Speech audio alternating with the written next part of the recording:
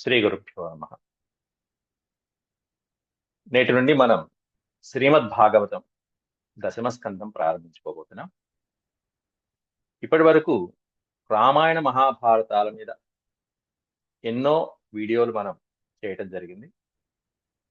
రామాయణం మీద చక్కగా సప్తాహ కార్యక్రమాలు, అలాగే సుందరాకాండ సప్తాహ కార్యక్రమాల మీద కూడా ఎన్నో వీడియోలు పంపించడం జరిగింది. మహాభారతం అయితే ఇప్పటి వరకు ఆది పర్వం అంతా కూడా దాదాపు 430 భాగాలలో ప్రతి శ్లోకము దాన్ని వివరించుకుంటూ వెళ్ళటం జరిగింది.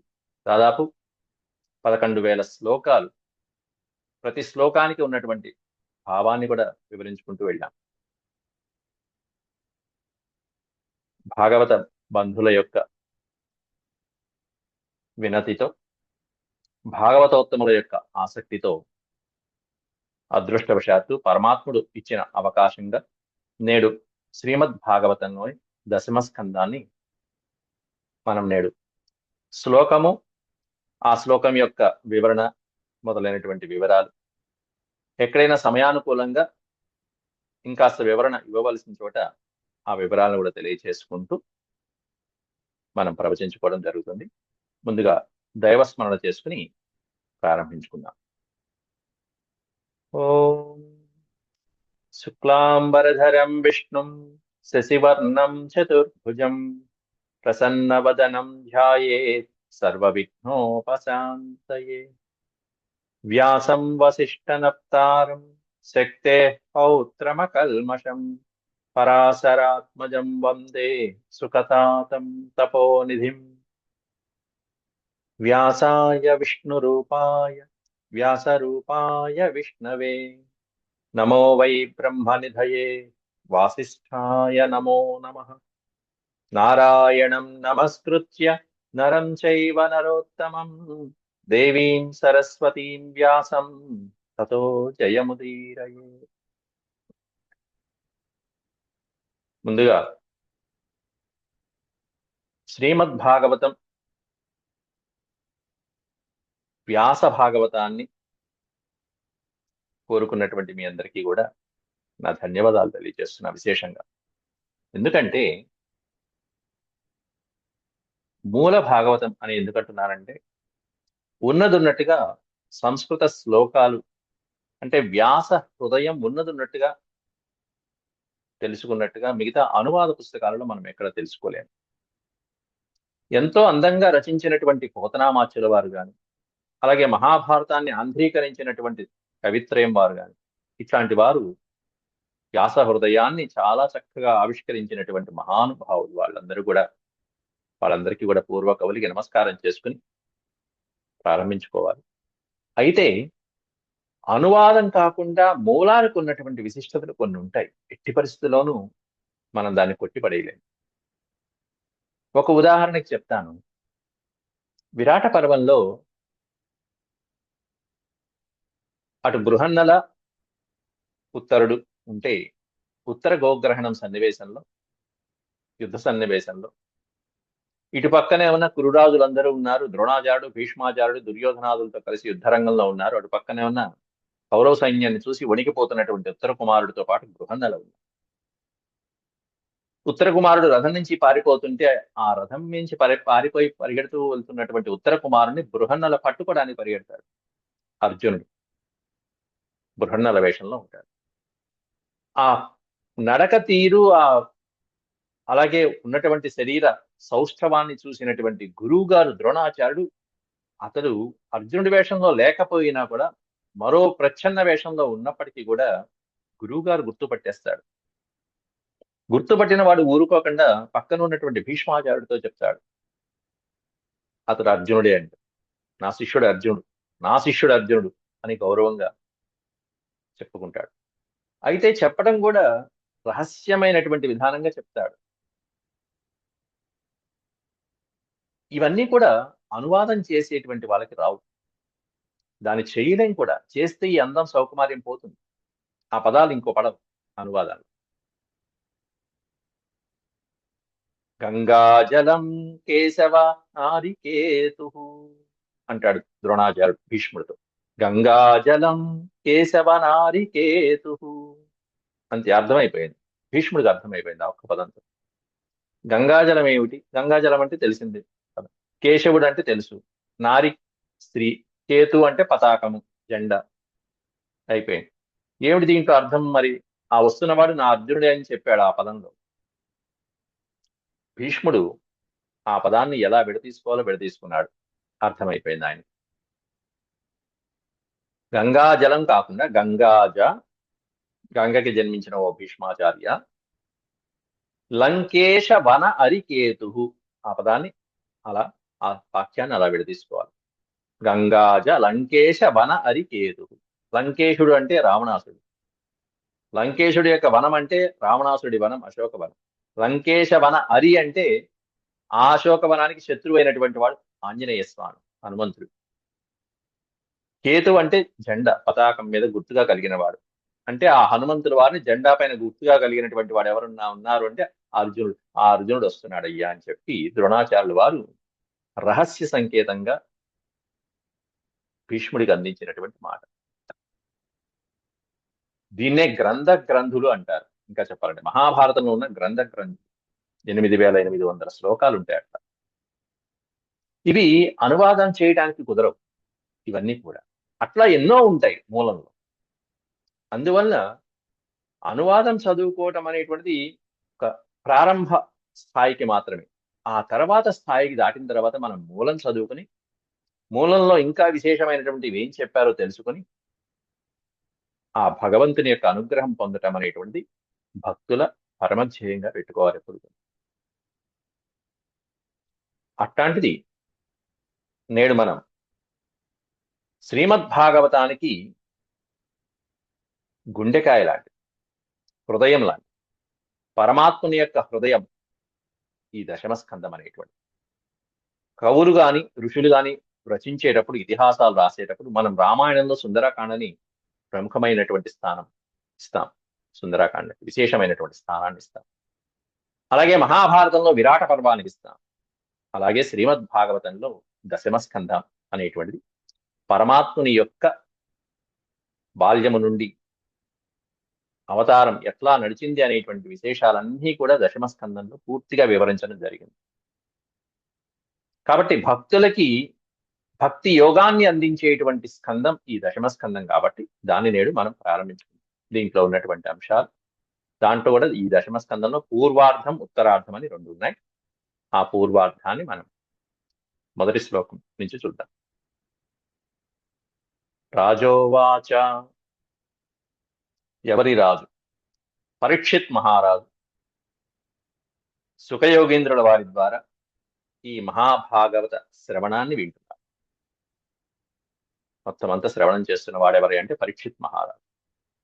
చెప్తున్నటువంటి ప్రవక్త ఎవరయ్యా అంటే సుఖయోగేంద్రుల వారు, వ్యాసుని కుమారుడు. పరీక్షిత్ ఏమన్నా ఇటు పక్కన 7 రోజుల్లో మరణిస్తావని చెప్పి ఆ తక్షకుడి యొక్క కాటుకి 7 రోజుల్లో మరణించడం అనేది జరుగుతుంది. కాబట్టి ఆ 7 రోజుల్లో ఈ భాగవత కథనంతా కూడా అవగాహన చేసుకుని మోక్ష పదాన్ని అందుకున్నటువంటి వాడు పరీక్షిత్ మహారాజు. ఈయన ఎన్నో సందేహాలు అడుగుతూ ఉంటాడు, ఆయన తీరుస్తూ ఉంటాడు సుఖయోగేంద్రుల వారు. అలాంటి సందర్భంలో పరీక్షిత్ మహారాజు అడుగుతూ, ఇప్పటి వరకు 9వ అధ్యాయంలో 9వ స్కందంలో పూర్వుల యొక్క వంశగాథలన్నీ కూడా వినిపించావయ్యా. గొప్ప గొప్ప వంశాలన్నీ వినిపించావు. చాలా బాగుంది. ఎంతో విస్తారంగా చెప్పావు. సూర్యవంశం నుంచి ప్రారంభించావు, చంద్రవంశం చెప్పావు, యాదవుల యొక్క యదువంశాన్ని కీర్తించావు, యాదవుల్లో కూడా వృష్ణి, అంధక, భోజ వంశాలన్నీ కూడా కీర్తించావు. గొప్ప గొప్ప వాళ్ళందరినీ కీర్తించావు.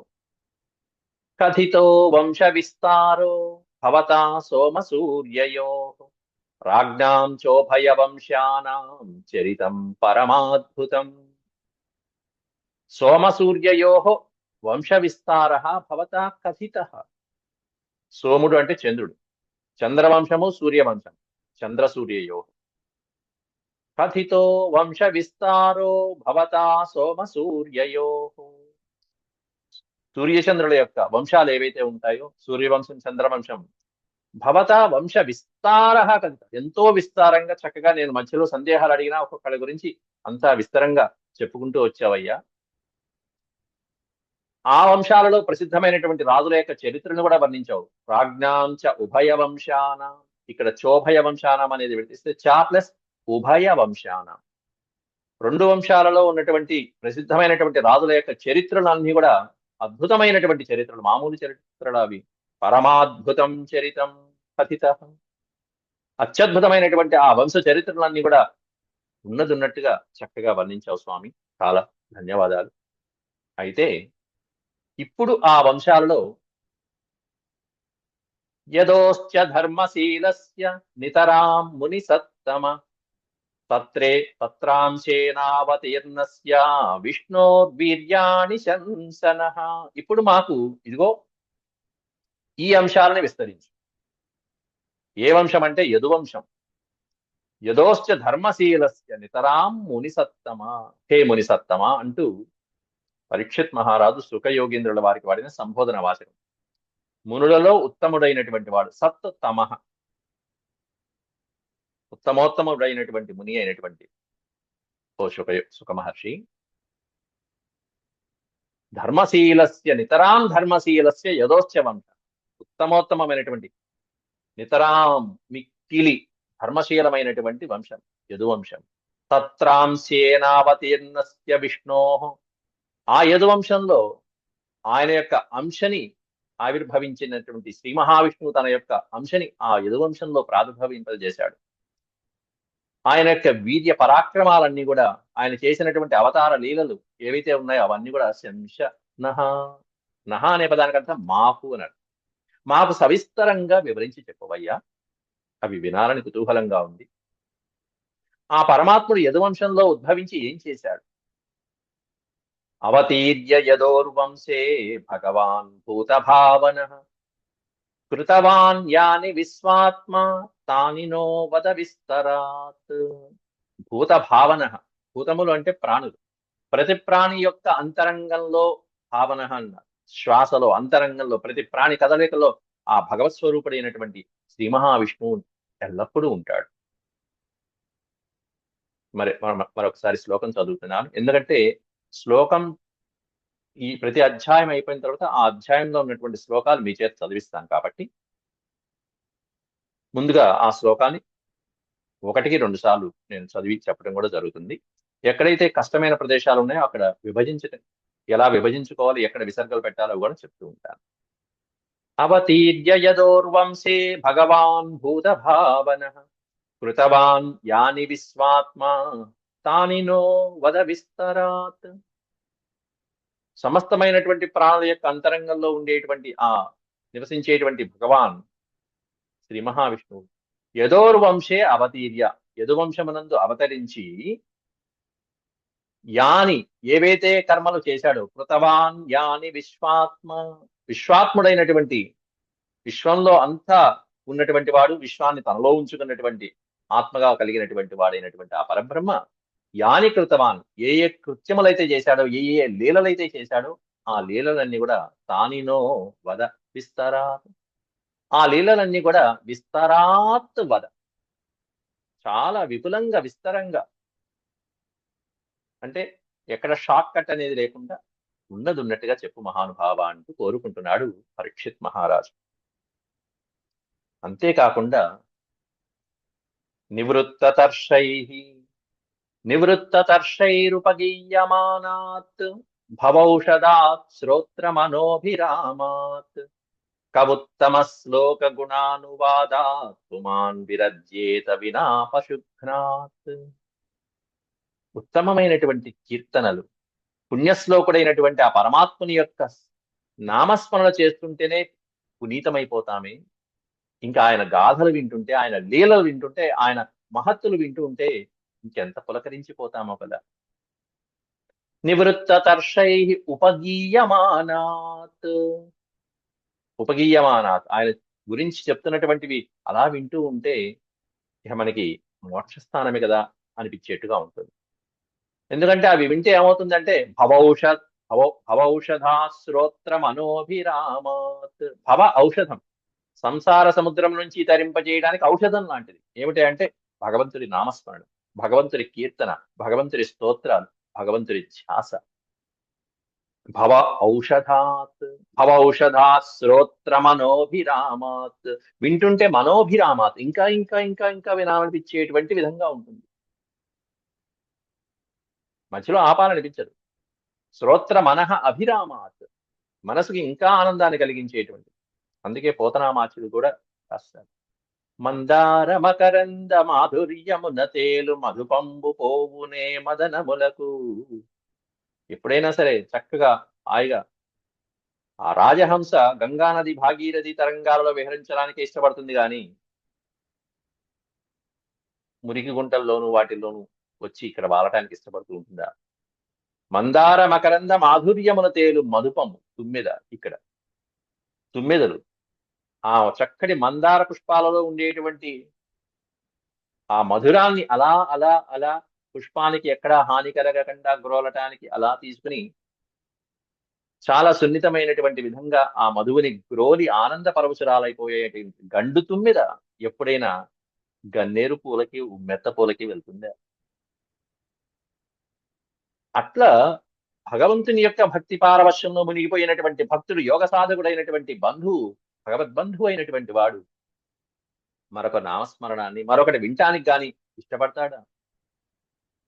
ఉత్తమ శ్లోక గుణానువాదాత్. ఉత్తమ శ్లోకుడు, పుణ్యశ్లోకుడు. ఉత్తమ శ్లోకుడు అంటే పుణ్యశ్లోకుడు. ఎవరిని కీర్తిస్తే పుణ్యం కలుగుతుందో, ఎవరిని కీర్తిస్తే ఉత్తమ గుణాలు మనకి అలవాటవుతాయో అటువంటి ఉత్తమ గుణాలు కలిగినటువంటి పుణ్యశ్లోకుడైనటువంటి, గుణాలు శ్లోకుడు. శ్లోక అంటే కీర్తించే, గొప్ప గొప్ప గుణాలు కలిగినటువంటి, ప్రశంసింపదగినటువంటి వాడు. ఉత్తమ శ్లోక గుణ అనువాదాత్. అటువంటి గుణాలు కలిగినటువంటి ఆ పరమాత్మని పుమాన్ విరజ్యేత వినా పశుఘ్నాత్. ఆ పరమాత్మని యొక్క లీలలు ఎవరు వినరు? ఎవరైనా వింటారు, ఎవరైనా ఆసక్తి చూపుతారు. ఎవరైనా విరజ్యేత, ఆసక్తి చూపించటం లేదంటే వినా పశుఘ్నాత్, వాడు తప్పకుండా పశువై జన్మించి ఉంటాడు కదా.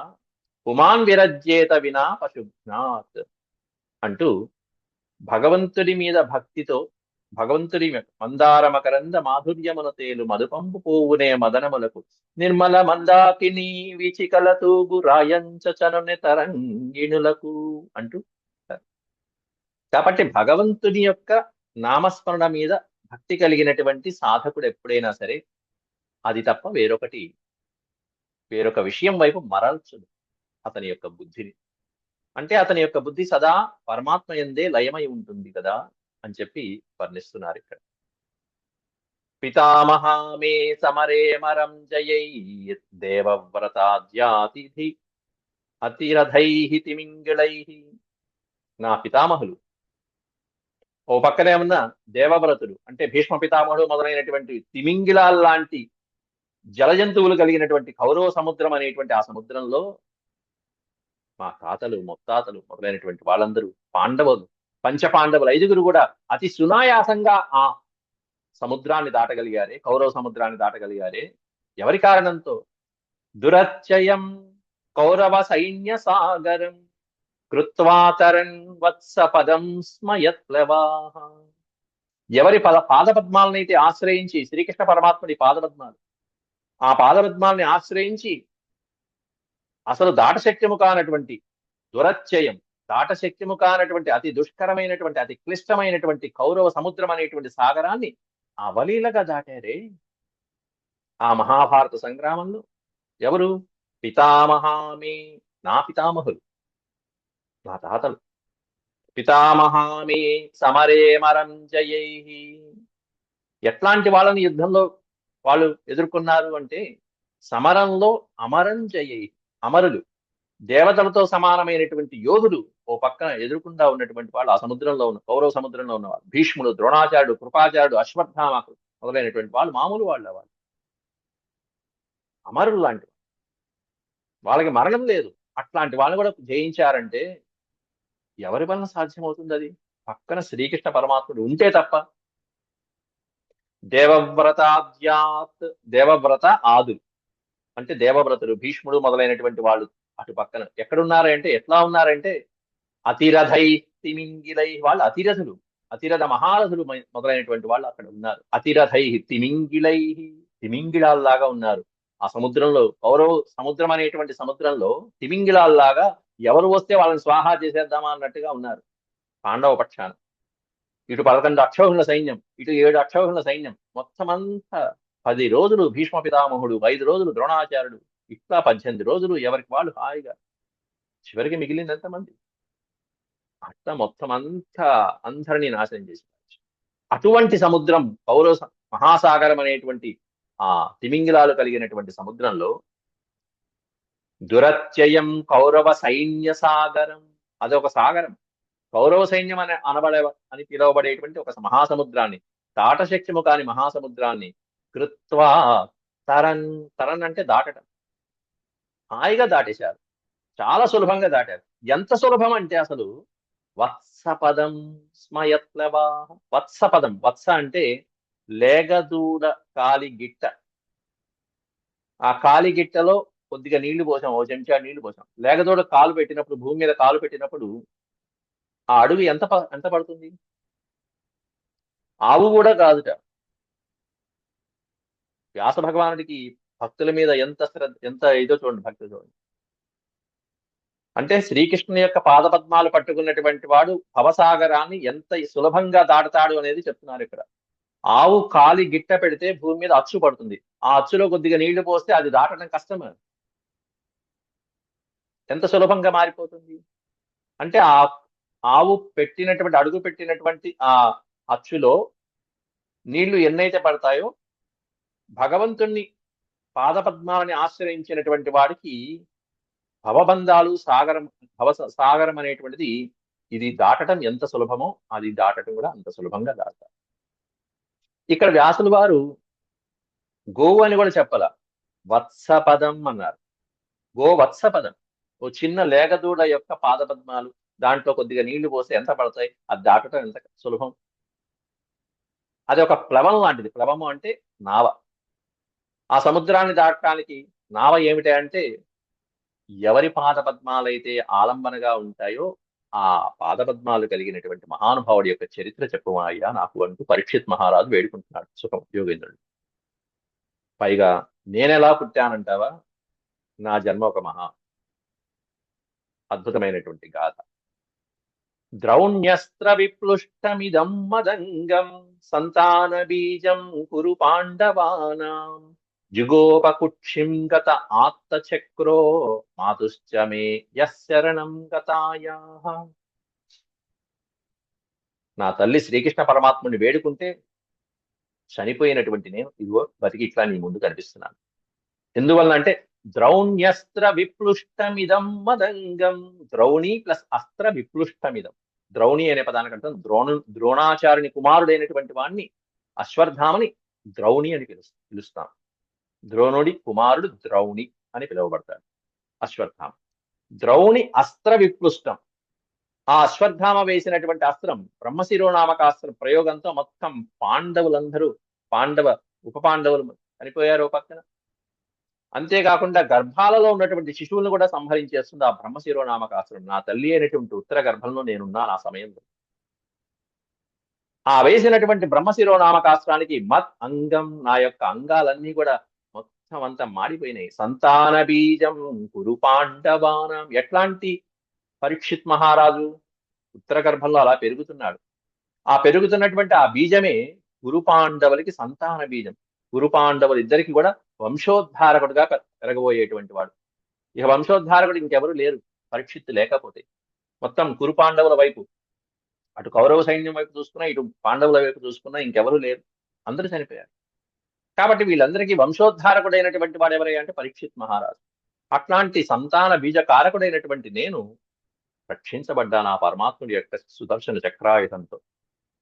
జుగోపకుక్షింగత ఆత్తచక్రో, కుక్షింగత, నేనే అప్పుడు అమ్మ కడుపులో రక్షించబడ్డాను, పరమాత్ముడి రక్షణలో ఉన్నాను.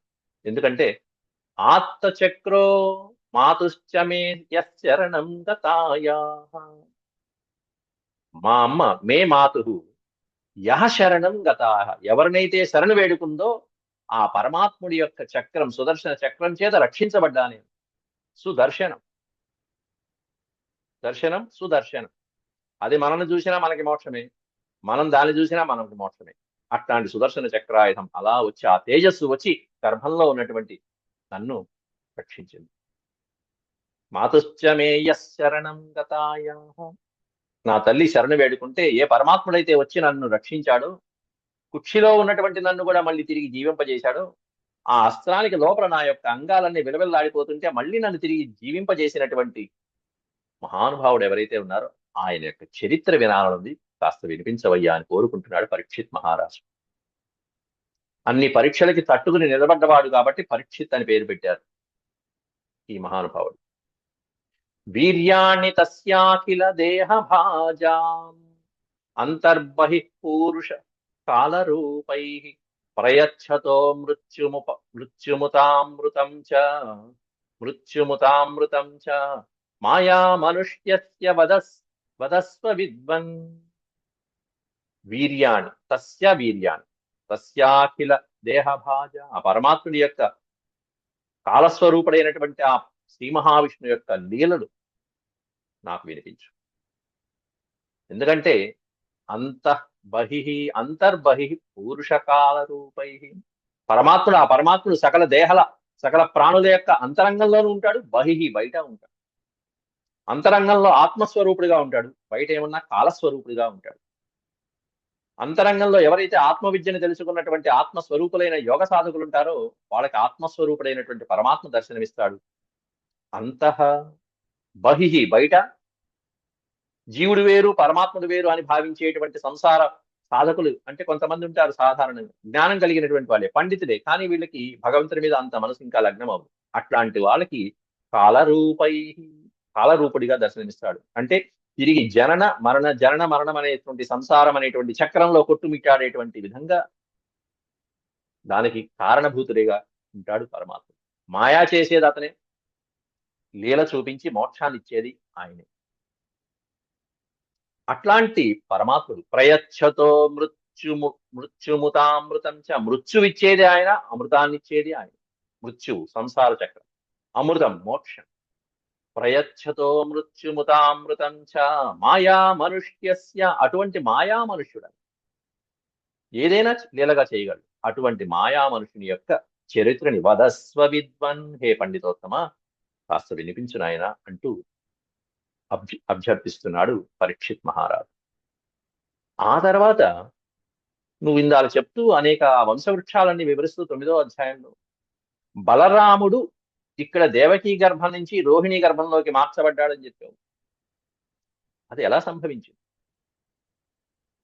రోహిణ్యాస్తనయ ప్రోక్తో రామ సంకర్షణస్త్వయా దేవక్యా గర్భ సంబంధ కుతో దేహాంతరం వినా. రోహిణ్యాస్తనయ రోహిణీ తనయుడిగా ప్రోక్త చెప్పబడుతున్నటువంటి రామ బలరాముడు సంకర్షణస్త్వయా త్వయా సంకర్షణ. ఆ పరమాత్ముని యొక్క మాయ చేత సంకర్షణం అంటే లాగబట్ట. ఈ గర్భం నుంచి ఆ గర్భానికి తీసుకురాబడిన వాడు, మార్చబడినటువంటి వాడు కాబట్టి ఆ బలరాముడికే మరొక పేరు సంకర్షణ. సంకర్షణ శీరపాణి అనేటువంటి పేరు బలరాముడు. రోహిణీ తనయుడు కాబట్టి రోహిణీయ అని చెప్తారు బలరాముడికి కూడా, రోహిణి కుమారుడు కాబట్టి. రోహిణ్యాస్తనయ ప్రోక్త రామ సంకర్షణస్వయ. దేహం మార్పు లేకుండా, శరీరము ఏమి మార్పు లేకుండా ఈమె గర్భంలోంచి ఆ గర్భంలోకి ఈ పిల్లవాడు ఎలా మార్చబడ్డాడు? దేహాంతరం విన. దేహాంతరం అంటే మరొక దేహము అనేటువంటిది లేకుండా ఆ బలరాముడు దేవక్యా గర్భ సంబంధ, దేవకీ గర్భంలో సంబంధించి ఉన్నటువంటి ఆ ప్రాణి కుతః ఏ విధంగా ఎందువలన రోహిణీ గర్భంలోకి మార్చబడింది, ఆ సంకర్షణ యొక్క వివరాలన్నీ కూడా వినిపించు నాయన అని చెప్పి పరీక్షిత్ మహారాజు అడుగుతున్నాడు. ఓకే, అలాగే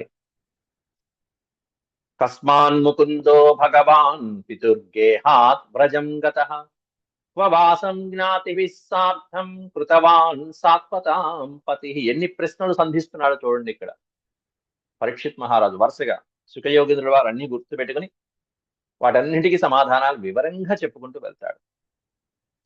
ఒక శ్రద్ధ కలిగినటువంటి విద్యార్థి లక్షణం ఇది. అంతకుముందు చెప్పినటువంటి పాఠం ఏం చెప్పారు గురువు గారు ఒక్కొక్కసారి శిష్యుడి యొక్క ఉత్సాహాన్ని చూసి శిష్యుడి గారి యొక్క శ్రద్ధని పరీక్షించడం కోసం ఒక్కోసారి కొన్ని విషయాల్ని తప్పించి దాటి వెళ్ళిపోతూ ఉంటారు. కొంచెం స్పీడ్ గా వెళ్ళిపోతూ ఉంటారు. కానీ ఉత్సాహవంతుడైనటువంటి శిష్యుడు ఏం చేస్తాడంటే బ్రేక్ వేస్తాడు గురువు గారు మీరు ఈ ఈ విషయాన్ని ఇంకొంచెం విపులంగా చెప్పండి గురువుగారు అని. ఇగో ఇలా పరీక్షిత్ మహారాజు లాంటి వాళ్ళు, అలాగే జనమేజయ మహారాజు లాంటి వాళ్ళు, అక్కడ మహాభారతంలో జనమేజయుడు, ఇక్కడ ఏమైనా పరీక్షిత్ తల్లిదండ్రులు జరుగుడు. ఈయన ఉన్న తండ్రి, ఆయన కొడుకు, ఇద్దరు. ఎన్ని బ్రహ్మాండమైనటువంటి ప్రశ్నలు వేస్తూ, ఆ ప్రశ్నలన్నీ దేనికంటే మనకి విజ్ఞానాన్ని కలిగించడం కోసమే, మనం తెలుసుకోవడానికి. ఇక్కడ ఈ శ్లోకంలో ఏమడుగుతున్నా అంటే, పై శ్లోకంలో బలరాముడి గురించి అడిగి ఈ శ్లోకంలో వాసుదేవుడి గురించి, శ్రీకృష్ణ భగవంతుడి గురించి అడుగుతున్నాడు. కస్మాన్ ముకుందో భగవాన్, కస్మాత్ దేని వలన, ముకుంద భగవాన్ పితుర్గేహాత్ వ్రజంగత, తండ్రి యొక్క గృహము నుండి వసుదేవుడు అంటే ఎక్కడైతే జన్మించాడో ఆ గృహాన్ని, తల్లిదండ్రులను వదిలిపెట్టి వ్రజం కిమర్థం గత, కస్మాత్ గత. వ్రజము అంటే వ్రేపల్లె, వ్రజము అనే పదం గొల్లపల్లె. యాదవులు నివసించేటువంటి నందులు, యశోద నివసించేటువంటి ఆ రేపల్లి ఏదైతే ఉందో దానికి వ్రజం అని పేరు. వ్రజం కిమర్థం గత, వ్రజానికి ఎందుకు వచ్చేసాడు పరమాత్మ? దేవకీ వసుదేవుల దగ్గర ఉండవచ్చు కదా, పోనీ అక్కడెక్కడ ఉన్నాడు? క్వవాసం జ్ఞాతిభిః సార్ధం కృతవాన్. క్వ అంటే ఎక్కడ నివసించాడు? వాసం అంటే నివాసం. ఎక్కడ నివసించాడు ఆ పరమాత్ముడు? జ్ఞాతిభిః సార్ధం, తన వారితో పాటుగా, తన బంధువులతో పాటుగా ఎక్కడ, ఏ విధంగా నివసించాడు? ఏం చేశాడు? కిం కృతవాన్, సాత్వతాం పతి కృతవాన్. ఇంకా ఆయన యొక్క లీలలు ఏంటి, ఆయన ఏం చేశాడు? ఈ వివరాలన్నీ వివరించి చెప్పు అని అడుగుతున్నాడు. వ్రజే వసన్ కిమకరోన్ మధుపుర్యాం చ కేశవః, భ్రాతరం చావధీత్ కంసం మాతురద్ధాత దర్హణం. మాతురద్ధాత దర్హణం, మేనమామ, కంసుడు మేనమామ. అటువంటి మేనమామని ఎందుకు సంహరించవలసి వచ్చింది? భ్రాతరం చ అవధీత్ కంసం, అవధీత్ సంహరించడం, కంసం అవధీత్, మేనమామ అయినటువంటి కంసుడిని ఎందుకు సంహరించవలసి వచ్చింది? వ్రజే వసన్ కిం అకరోత్, అక్కడ వ్రజంలో వ్రేపల్లులో నివసిస్తూ భగవంతుడు కిం అకరోత్, ఏం చేశాడు అన్ని రోజులు? మళ్ళీ మధుపుర్యాం చ కేశవః, మధుపురి అంటే మధురా నగరానికి ఎప్పుడు వచ్చాడు, ఎందుకు వచ్చాడు, ఏం చేశాడు? మధుపుర్యాం చ కేశవః కిమకరోత్, కేశవః ఆ శ్రీకృష్ణ పరమాత్ముడు కిమకరోత్, ఏం చేశాడు? కాబట్టి ఇవన్నీ వివరంగా చెప్పు అని చెప్పి పరీక్షిత్ మహారాజు సుఖయోగేంద్రుల వాళ్ళు ప్రశ్నిస్తున్నారు. దానికి సమాధానంగా ఇంకా సుఖయోగేంద్రుల వారు ప్రారంభించడం చేస్తారు ఒక 2 శ్లోకాల తర్వాత. రేపటి నుంచి మిగతా శ్లోకాల ప్రవచనం ప్రారంభించుకుందాం. అంతవరకు సెలవు. ఓం శాంతి శాంతి శాంతి. యదక్షరపదభ్రష్టం మాత్రాహీనం చ యద్భవేత్ తత్సర్వం క్షమ్యతాం దేవనారాయణ నమోస్తే. సర్వం శ్రీకృష్ణార్పణమస్తు. ఓం నమో భగవతే వాసుదేవాయ. హరి ఓం.